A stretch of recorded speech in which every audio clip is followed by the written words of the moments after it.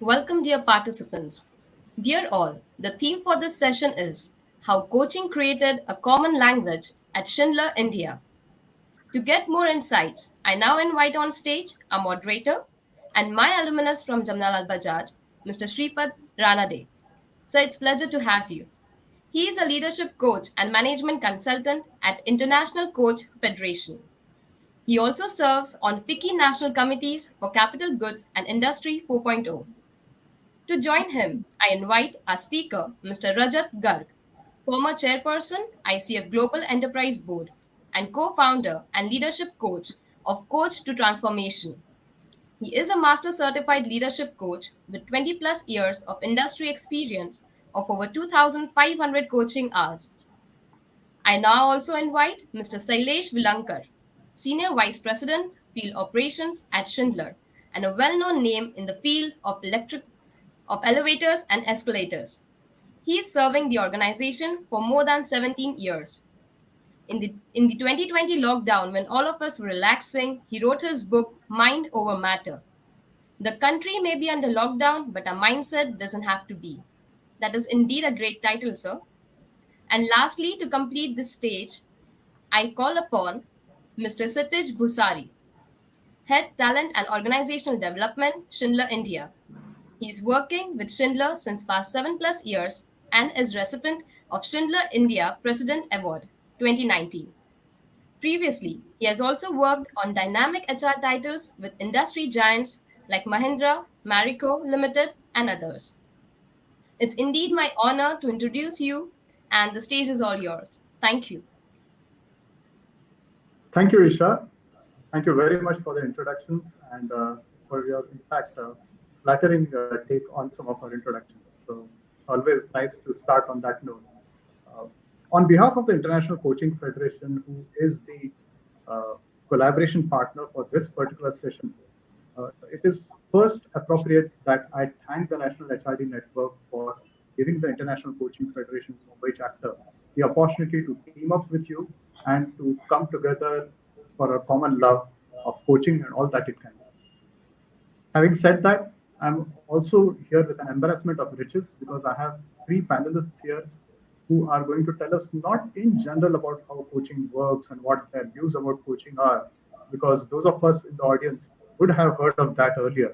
But what we are going to do today is to hear from them specifically about how they got coaching to work for them in their organization, how they created a common language for the organization using coaching as the tool of choice.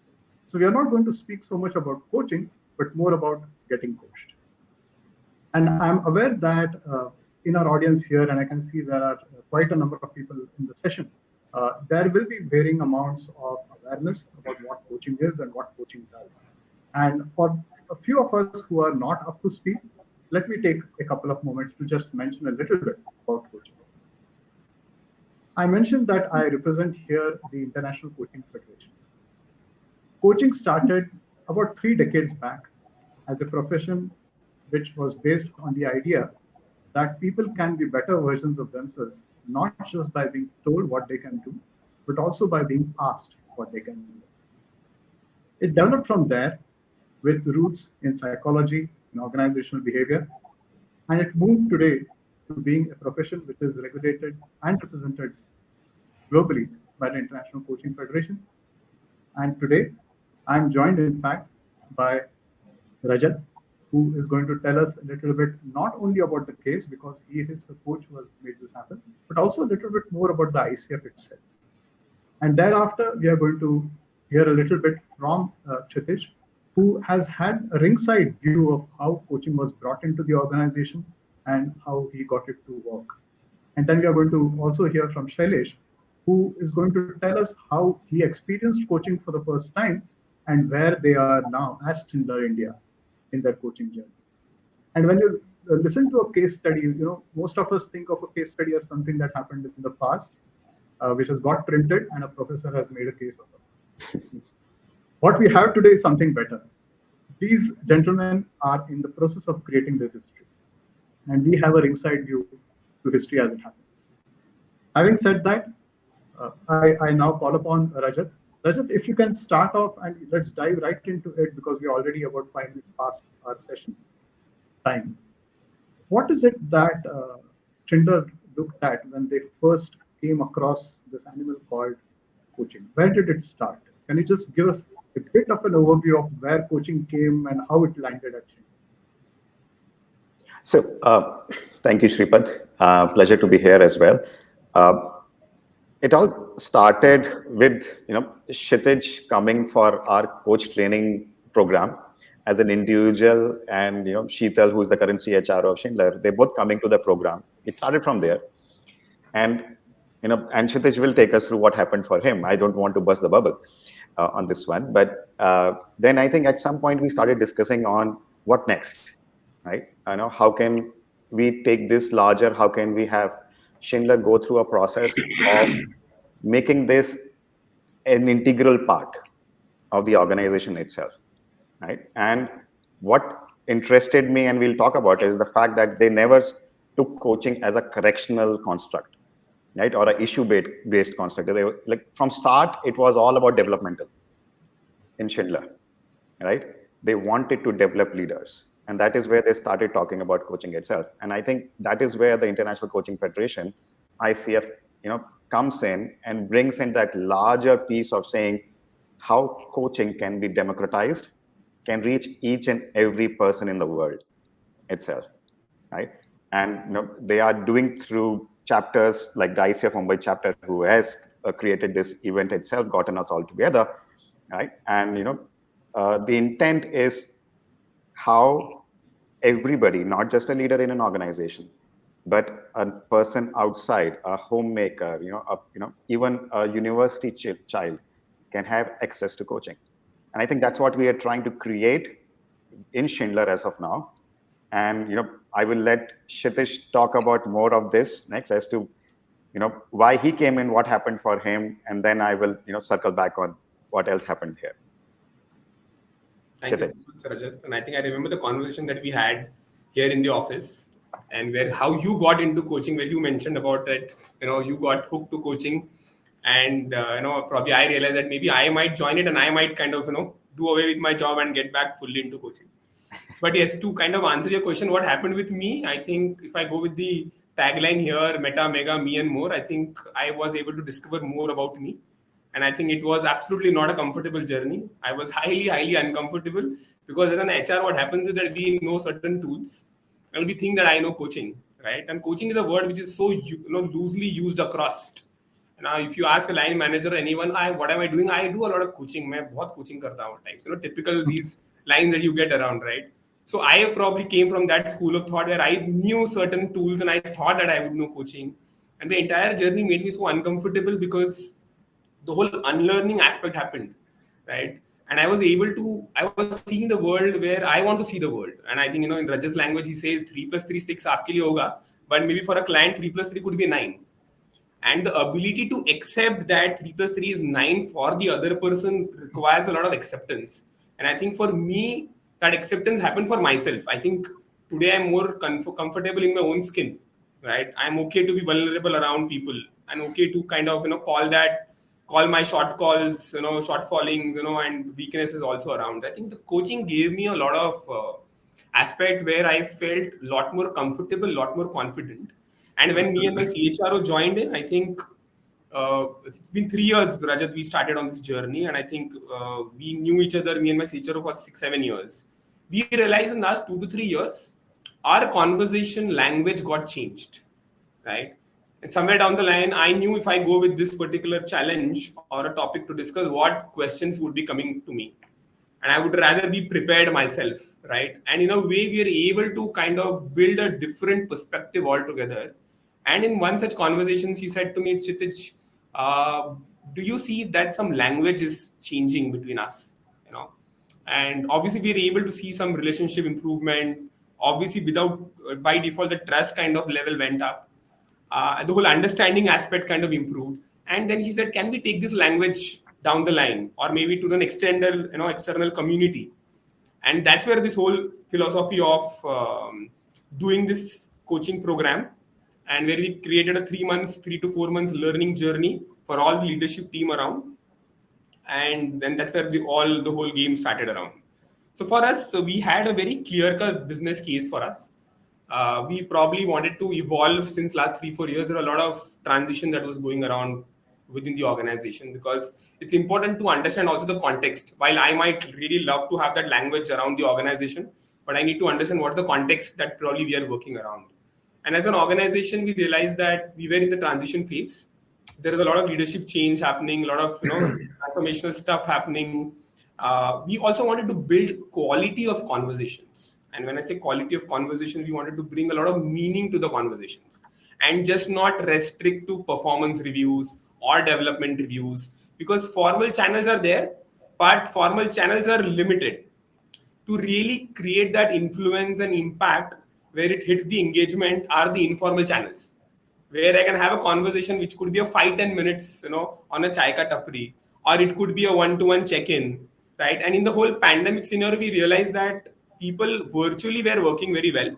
They were happy, kind of safe, but the social capital kind of got really disconnected, and we wanted to kind of leverage that through a lot of conversation. So conversation played a very vital role in making sure that we make it meaningful for people.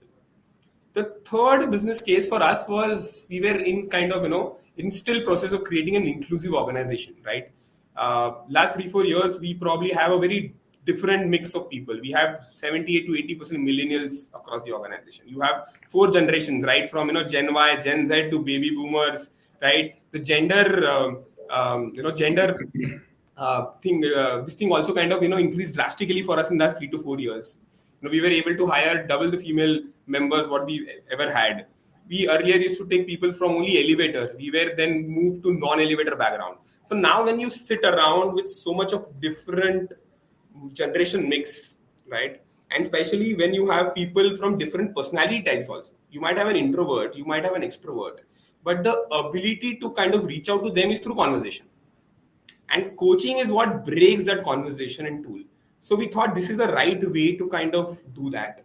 So that was my third. Fourth was very important thing that we do is in once in 2 years we do a manager feedback survey, where an employer, where an employee gives a feedback to the manager. It's the other way around, to kind of give a feedback. And typically when we receive this feedback as managers, we realize that there are a number of leadership styles that exist, right? And as a fast-based organizations, we probably we're more inching toward a directive style. Whereas there are a lot of other styles that are also there. Like you have affiliative style, you have pace setting style, you have participative style, you have coaching style. So as an organization, we realize that we need to really change the game, equip our people with also coaching tool. Right. So these were a few elements we thought that not just from a training perspective, we looked at it more from a cultural perspective. Because when you look at training perspective, you have a limited way of kind of looking at an intervention. We looked at from a system perspective where all it can hit. And with that, we kind of initiated this whole aspect. And I think I should do the less talking because I have got a customer with me, Shailesh, who's gone through it. So I would rather not talk about it. My job is very simple because I've got the customer. So maybe I'll probably hand it over to him to speak about what his experience was. Yeah, so thank you, Kshitish. Thank you, NHRD. Thank you, ICF, and of course, the CTT, Rajat. I think I really want to thank you personally because I've gone through the initial sessions of this coaching, which was organized by you and Arvind. And I must tell you that initially it was a huge resistance inside my mind. However, now Kshitij is saying that I am the customer, but initially HR ने बोला तो करना पड़ेगा. That was the kind of mindset I had. And but when I attended first, second, third session, and I just fell in love with this. And like Kshitij was mentioning, this is basically, if I look at our kind of industry, which is into elevator, escalator, globally from 1875, in India from 1996, you have to deal with a lot of stakeholders. You have your sales, installation, maintenance team, you have customer contracts, customer side team, subcontractor, technician. So by default, you tend to become directive because we have so many issues going on across India. So you cannot have different style, but we have been there, we have done that. So this issue, page 56, paragraph 2, solution given. Move on, move on, move on. But then we realize, and especially on this pandemic, that we cannot sustain this kind of leadership. It was okay when we were small, maybe in 2005, 2008. But the way we have grown, I think the the leadership style also has to change. And the major impact what Kshitish was talking about, the new generation, the millennials who are joining, they cannot, they want something different. In fact, the classic example was my daughter, who's 22 years old, doing her psychology. Once during this pandemic, because I could spend more time with her, told me, Dad, I wouldn't be able to work with a boss like you. That was shocking to me. My own daughter telling me. So then when Kshitish told me we are doing this, I said I want to attend. And initially, I don't know whether it was a right decision or wrong, but I wanted to give it a try. And the journey started. But I must tell you, Rajat, fantastic work by CTT. Suppose if the session is rescheduled, we used to miss that. And we all really love that. Different participants from field operations, from finance, from HR, from technical. But the way the trust has developed, when we meet still, we still discuss about what we did in that coaching session. So thank you very much. So I'll give Rajat a chance to acknowledge all that you're saying about what you did, but let me jump in first. I must say that this beautiful energy that I see between Rajat, Shailesh, Kshitish, at a job well done and still ongoing. I'm very curious on behalf of the audience, what did you guys do to make sure that this was communicated in a way, as Kshitish, you said earlier, that this was not for correction and this was not just a tool. This was for development and this was a language. So how did you go about that communication? What challenges did you go through when you did that? I'm curious about that. Of course, we'll come to the design and all that. I'm sure that people in the audience want to know the brass tacks of how you have designed the program. But before that, how did you get the message through? So in that case, maybe Shripad, my answer might disappoint you because I will probably say we didn't have any communication strategy. But apart from what we did, what Anurag Kashyap does, he releases the movie. If the movie has got a substance, people do the talking. So I think the strategy was very clear that we wanted to experiment, we wanted to pilot it. So we asked people who would want to volunteer to become coaches. And we asked for a simple justification that if you become a coach, how will you impact the organization? And why do you want to kind of enroll for this course? A short video was created for all the people. We got the nominations and we got very unique answers in terms of why they wanted to do it. Because I think to be a coach, very important is you have to have a solid purpose. That innate purpose to go and make a difference in someone's life has to be there. So that fire has to be there, somewhere that I want to go and make a difference. So if that is there, I think that was probably, the gate pass for joining into coaching. And I think as we progressed, every session we were kind of building on. And I think I remember after the session, Shailesh used to go and talk to a lot of other people that, this is what I discovered. In the management meeting, in the board meeting, in the various other meetings, we were calling out about this. So I think my second batch was very easy. In fact, today, as I speak to you, we started the second batch. And it was very easy because half of the people came because Shailesh mentioned this is one of the worst program I ever attended because 17 years it told me how uncomfortable I am to attend such a program. So he went on talking about this. So it all started with that. So I think we started with a clear purpose and asking people why you want to do it and probably let people do the talking rather than we kind of going and promoting and talking about it.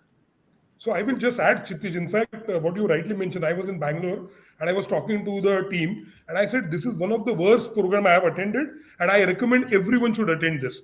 Because during that journey, we realize how pathetic we are. And without, nobody is hitting out to us. We only realize that. So the questioning from Arvind was so strong, the self-realization was so high that many times, I used to get into fatigue mode, frustration mode that Arvind is talking simple language in English. Why I'm getting it so difficult? Why I'm not able to understand? The gap between me and Arvind is why so high? So that was the challenge initially, Shripad, at least I faced personally. But as I told you, I think this is the journey which we have started and we want to do it more. In fact, now, so it was a batch of initial 20 people. The second batch, as Kshitish mentioned, that started today. We will be extending this to all the Schindler Talent Radar, which the group of people we have inside. We have already assigned coaches for them. So I think it's a long journey, but we are already decided to go all out to make everybody a coach. So Rajat, actually, that makes me curious. I know you were going to speak about that, but I'm going to add something to what I want from you, which is that Kshitij and Shailesh both spoke about the first batch and the second batch. Can you contextualize that for the audiences? What are these batches they're talking about, and where are these coaches coming from, inside, outside? Yeah. So, I would like to acknowledge Shailesh, what he went through, right? I completely understand, and I think that's the declaration that we do with everybody who wants to become a coach. And you will have to become uncomfortable first to become something else, right? And as leaders, people like Shailesh who are sitting at the top of an organization, the fact that they are ready to get uncomfortable at this time of their lives is amazing, right? And that they are then putting it out there to the world within their organization saying, you need to do this for yourself and not for the organization, right? That's the best communication strategy that we can have out there, right? And what Kshitij is not telling you is basically the fact that he also has some backend work that goes on. He creates trailers like Netflix and all, right? And which goes out to the audience inside the organization for people to get some idea of what's going to happen to them. And there's a lot of feedback that has been created as well, right? So going back to the design part, right? So for any successful coaching culture creation, there are three important pieces of any design, right? One is to have external coaches out there. Second is to create internal coaches for yourself. And the third is getting coaching done for everyone in the giving option to everyone to get coached, right? So what I love about what Schindler and Kshitij have done is they started with creating internal coaches first. So they started the training program first, so that their ability to reach more people within the organization increases. So that first cohort of 20 leaders, which included Shailesh, imagine somebody like Shailesh coming in for a first program, which is being done for the first time, like this, right? And that's called a batch for us, right? People who went through coach training to become internal coaches itself, right? So we've completed a batch of 20 people. We started another batch today itself for 20 odd people. And as Shailesh said, this is going to go through the organization slowly, right? A lot more people will be trained on coaching itself. The next step was to now obviously do coaching as well, right? So as of today, there are 200 and, correct me if I'm wrong, Shadish, 220 odd people going through coaching within the organization, which includes both internal coaches coaching them as well as external coaches coaching them out there. And it's the entire top talent group, not at the top management people, but across the system, whoever is the top talent, across layers, wherever they are, whoever they are, they have access to coaching, they are going through coaching. And with more and more internal coaches, the strategy is to create and give access to as many people beyond this. So the design is that the sustenance will come from this internal coaching and the buy-in from the top. Top management is completely aligned, as you can see here, right? And Kshitij can talk more about that part, saying what is making the top management here really get this done. What did he sell? What did he talk to them? What were the reluctances that came in, kind of thing, budget constraints that come in, and obviously, so how he navigated through that system itself to get where we are today. So going to take a pause. Shripad, did that answer your question or anything else? It did, and it did answer my question, Rajat, and I'm with you in this curiosity, going to Kshitij and understanding why did it make business sense? Because that's a question which is coming up already in the Q&A as well, in various forms. How did you put up the business case, if I were to put it in simple terms? So as I mentioned, Sripad, a couple of indicators that were there. As I mentioned, we were kind of in a transition phase, and we had a very clear-cut strategy 5 years down the line where you want to reach. And in order to reach that, you need to have a culture which enables that strategy to execute. So it was very clear that in order to reach that particular goal, we need to have more such leaders equipped with this particular aspect, right? And in order to do that, it was very important and imperative that we start now and not wait where the fire goes up and then we kind of fill it.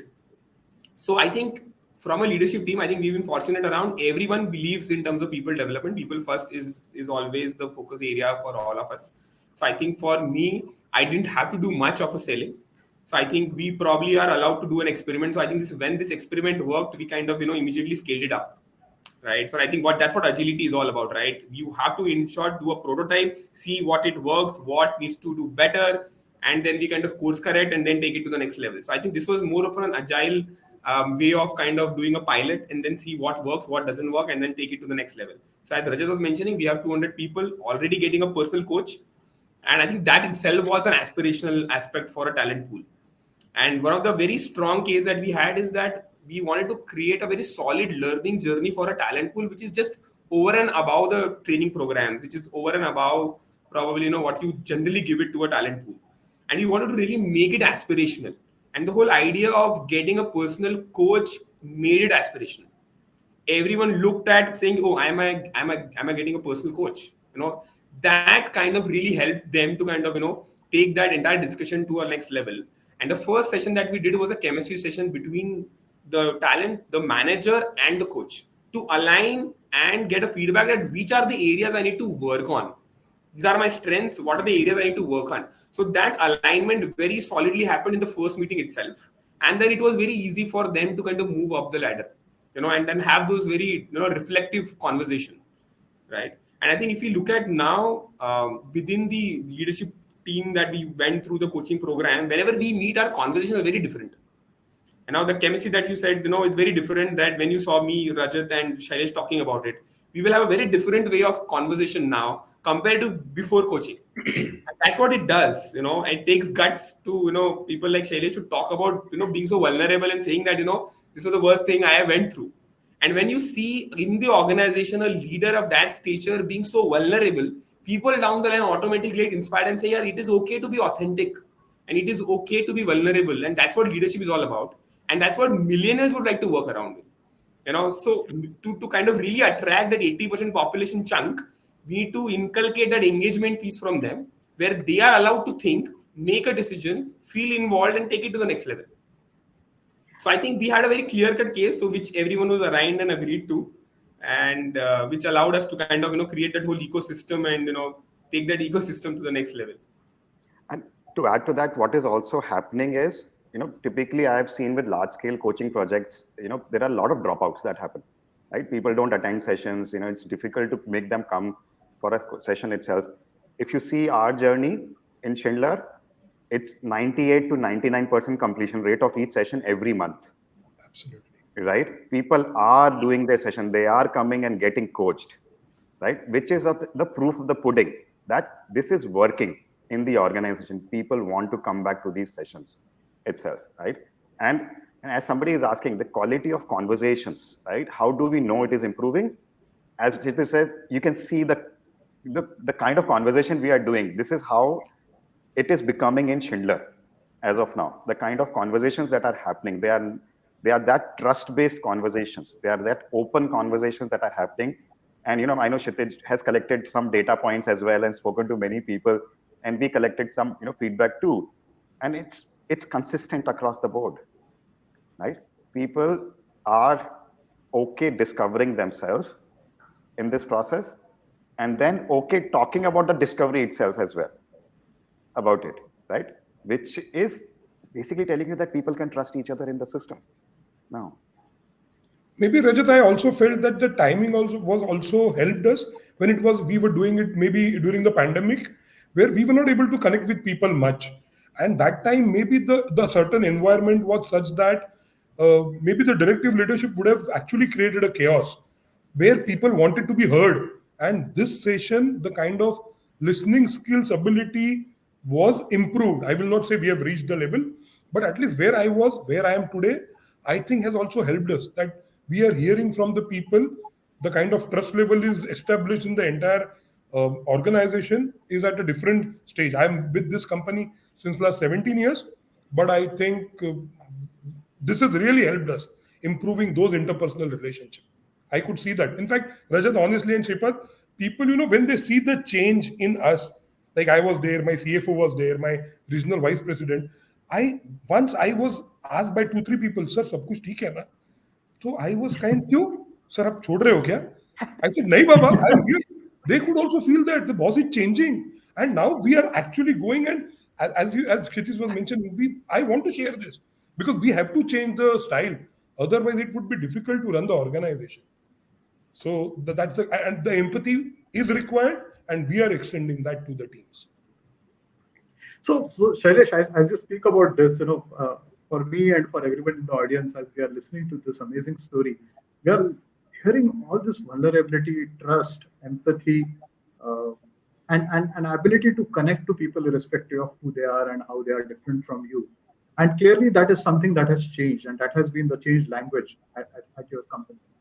I was wondering, along this journey, what are some of the surprises, pleasant or unpleasant, that you found when people Pleasant are started? honestly very less, Shirpat. Let me be very open and transparent. Pleasant surprises were never part of this, at least my sessions. Mhm. Frustration, unpleasant, and I will share. Here is the person who's sitting. My second session, and CFO asked something, and unfortunately, Rajat was also there, so it was not only by admin.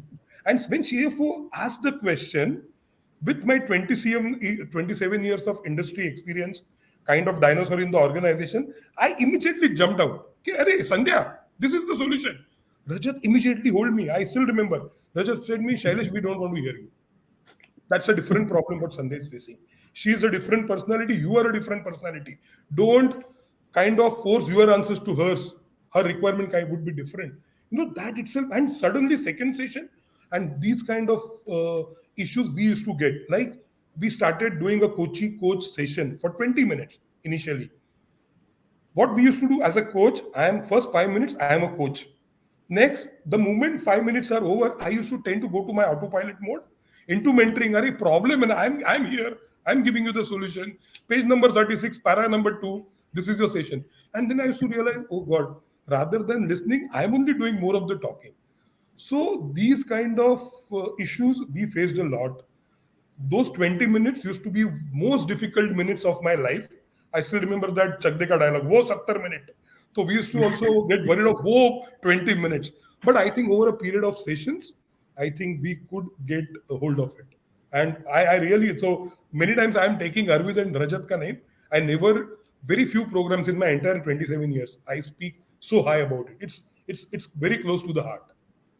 Kshitij, you want to add anything quickly? Of course, nice. I think you've already given that accreditation because pleasing Shailesh on programs is really difficult. But yes, I think the whole idea was to kind of really break that whole conditioning that happens when you come to workplace, right? And everybody is conditioned that way, ki, you have to meet and have a conversation, so you have to give a solution. And the biggest challenge answering to your question, Shripad, is that when these people went on to at workplace, initially there were a lot of challenges because their team members were expecting an answer. And this guy is saying, okay, what do you think what we can do? What makes this say this to you? So people were like, what's happening with him? Why is he not telling me the answer? So even for the coachee, probably, for him also it was a new world to discover. And then for a coach also, it's important to have that patience for a longer time because the magic is not going to happen in just few days or few weeks. It is a lot of practice, which really makes that whole difference. So I think that was a bigger challenge for us when we took that whole piece at workplace where these people are saying that, throughout the sessions back to, Rajat and Arvind saying, I tried doing this, but it didn't work out. Yes, we had those challenges also because both were not ready to, see each other in a different perspective. So it takes time, and it is very important that you follow the entire process. Moment you try to build your own philosophy, acha theek hai, chalo, let me do this, and then I will integrate something of my own method, it will not work. And at workplace, it's important to switch from a coach to mentor to a boss. That's also very important. But when you know this tool of coaching, you know what exactly when I have to switch on and when I have to switch off. But your ability to move swiftly into different styles is what will help you. And if you have that coaching style with you, you know when to use that.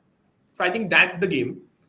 So that was Well a key said. challenge, and we still are facing that. And hopefully, with a lot of conversation, with a lot of education and awareness, we will overcome it soon.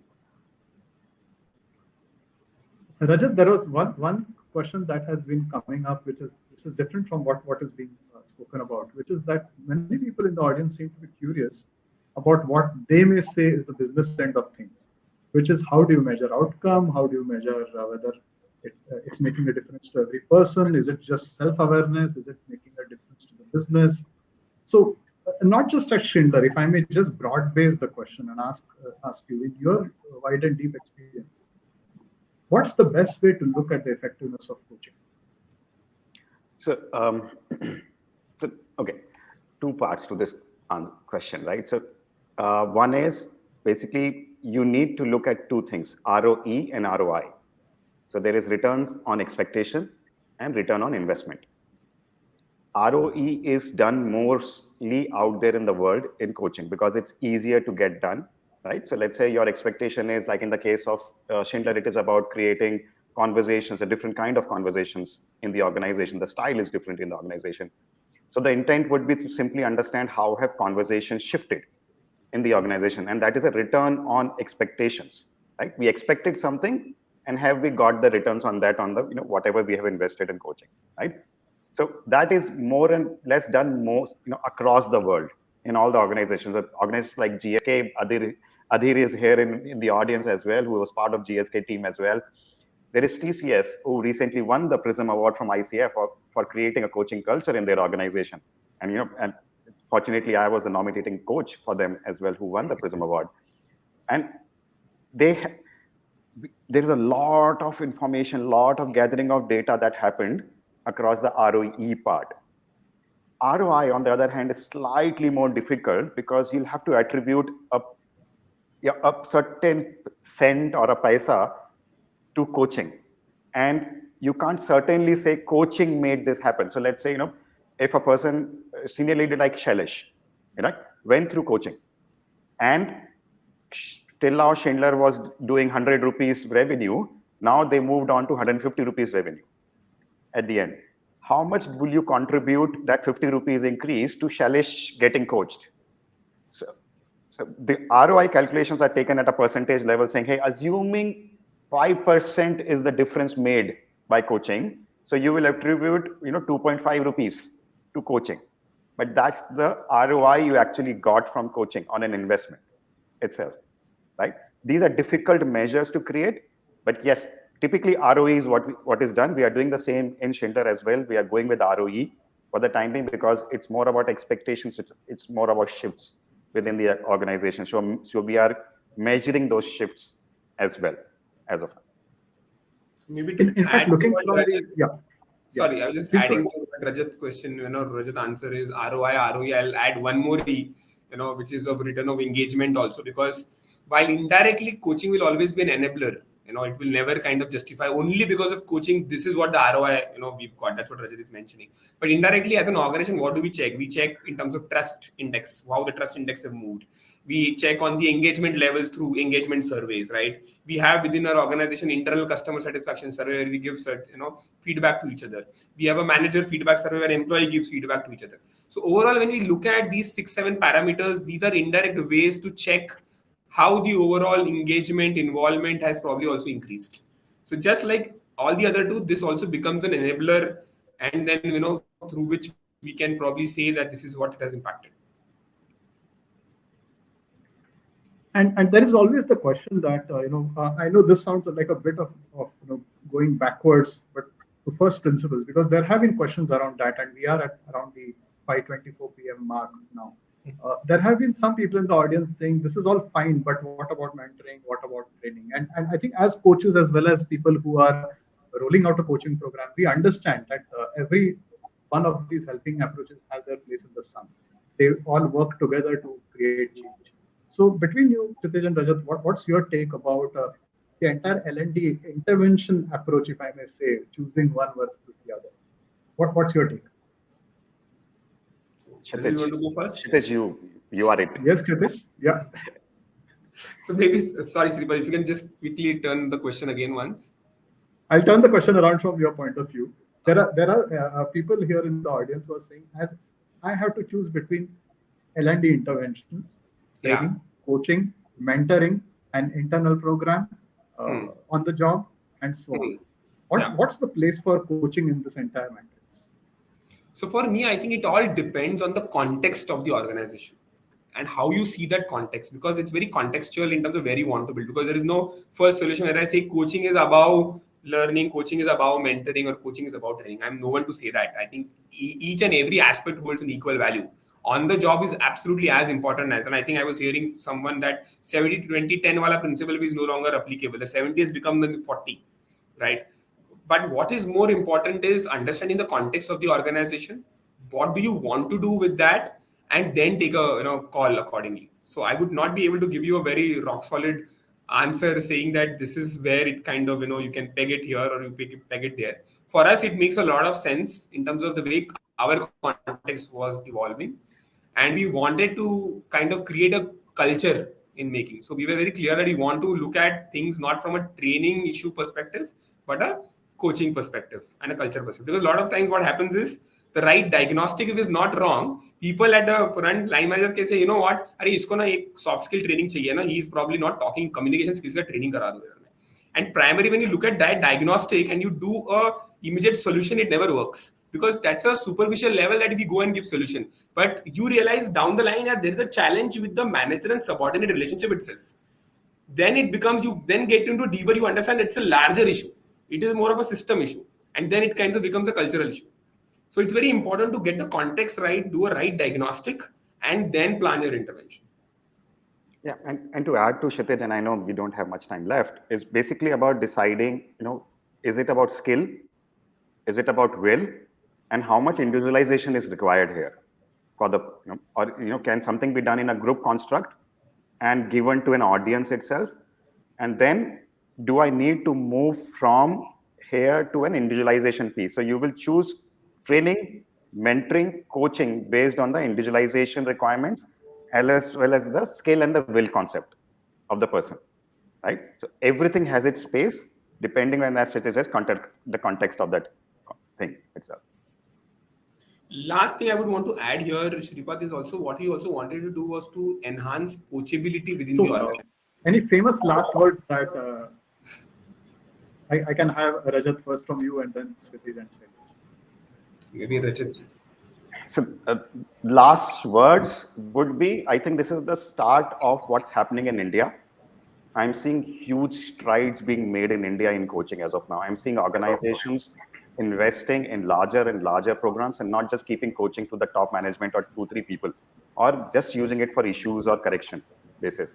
So that maturity is coming in the industry and I'm just enjoying and loving it where we are today in India in respect to coaching. Kshitij? No, so I probably say that last word is being coachable is more important. In the world where there are a lot of coaches and less coaches, it's important to be also coachable. And I think as an organization, if every organization strives to have more people who are coachable, I think the work is done. So I think that's it from my end. But for me, I think I was the customer, like I was the participant for one of the program. And for me, it was earlier only one style. Now at least I have this coaching as a language. I know where to use it, when to use it, how much to use it.